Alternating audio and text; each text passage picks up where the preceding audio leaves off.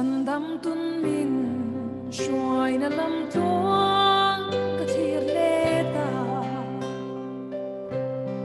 khong ai na in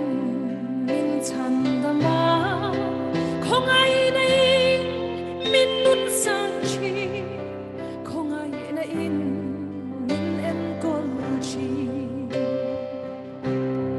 khong ai na in min thuk ru in min om te chi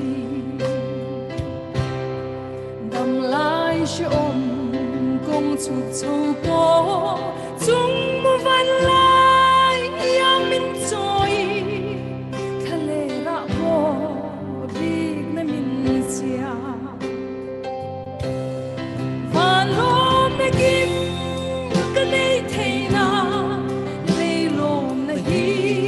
min chia sa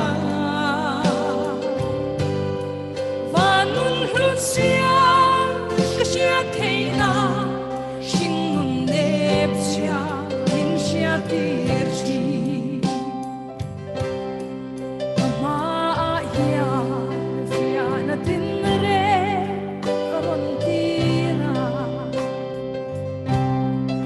ama vekin min ne saka ka thei na zong ka zong khom po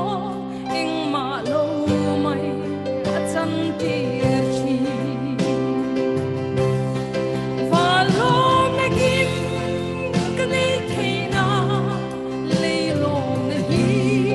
min chia saka va nun lut si